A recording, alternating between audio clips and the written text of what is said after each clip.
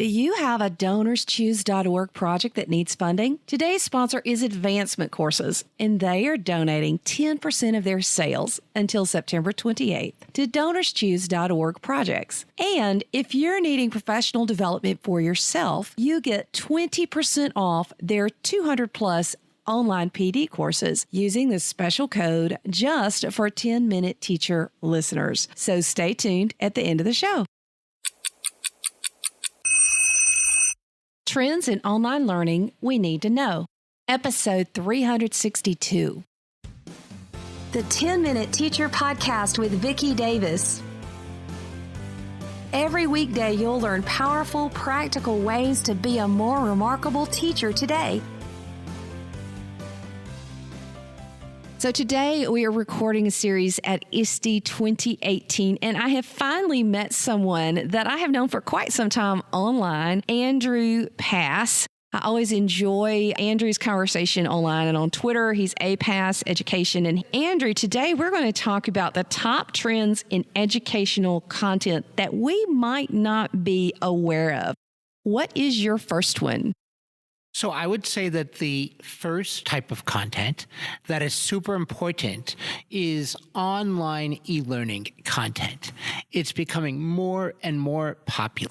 Now, I will say this. My son took an online class, and it was kind of like somebody copied and pasted a textbook online, and I did not consider it to be excellent e-learning. And so is that the kind of e-learning you're talking about, or what you're talking about? Well, if I was to say that's the kind of e-learning that I'm talking about, I suspect you'd kick me out of this, kick me off of this show.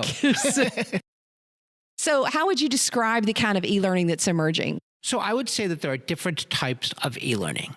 The most simple, which is also the most ridiculous, are the PDF files that are just simply put online. That's not even learning, and that's not taking advantage of the affordabilities that technology offers. When you think about how to teach and learn online, you need to recognize that there's technology that is enhancing that. And if you're not taking advantage of that technology, there's no reason why you should be learning online, and you can instead be simply reading from a book. So the kind of content that I'm talking about are where there are slides, which go from one idea to the next. And the learner on each slide has the opportunity to engage with different learning objects, for example. So let's just hypothetically say that you're studying the different layers of Earth. Okay. Why not have the student operate a virtual drill that drills down? And as the learner gets to the different layers, different information pops up. It's not just that he or she reads the content, but they have to do something with it. So perhaps there's a picture of something from one of the layers that the student that's broken apart, and the student needs to drag it into place. And perhaps once that picture is dragged into place, there's another activity that they have to do. So this is about effective e-learning that is engaging. Students are engaging with it. Exactly. I think that great e-learning developers recognize that there also needs to be a component offline. So most importantly, if there's an individual who's learning, he or she needs to have the opportunity to reflect on what they learned internally within their own head, perhaps do something with a piece of paper or some manipulatives away from the computer, and then come back to the computer. I mean, think about the way that a typical teacher works. A lot of the time is spent in front of a computer doing grades or developing lesson plans or doing other things.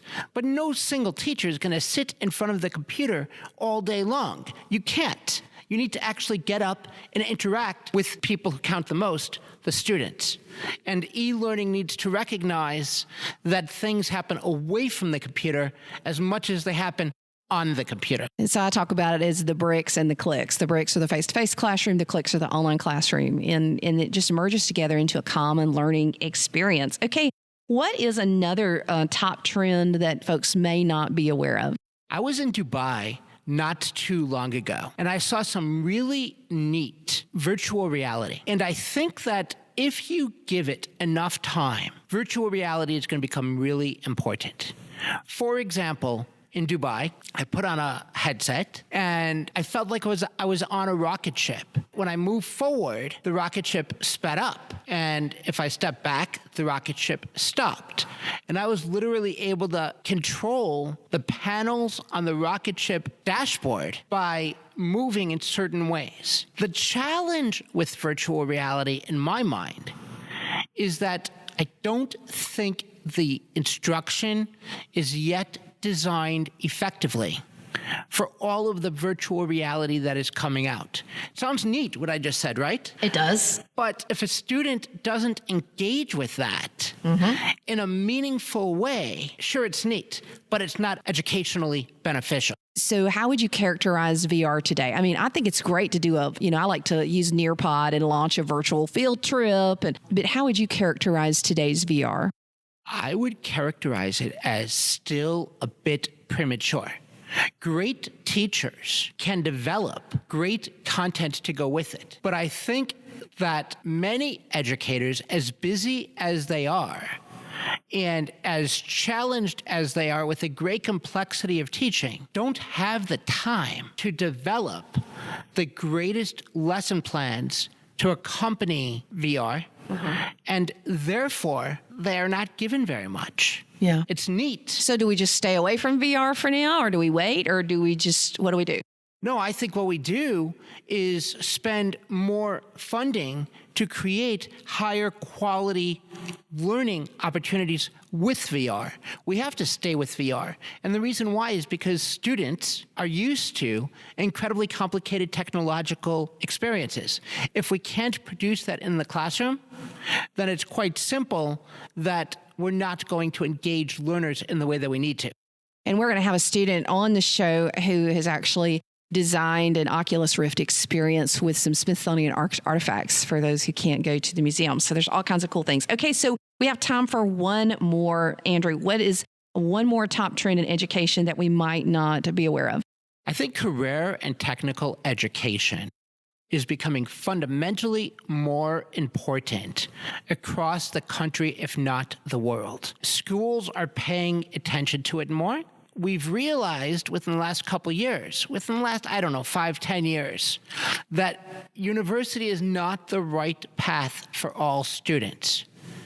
There are great occupations that exist out there that don't require university education.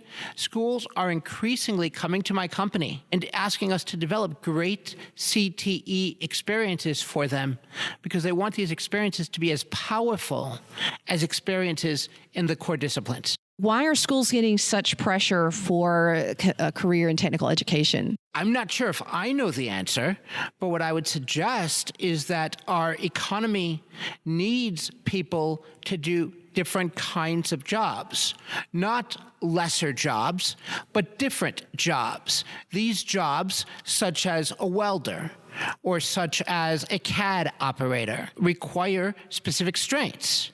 And it's up to the school to ensure that students are able to master those skills. I had heard at a speech here in this month of June that we have 250,000 manufacturing jobs in the United States that can't be filled.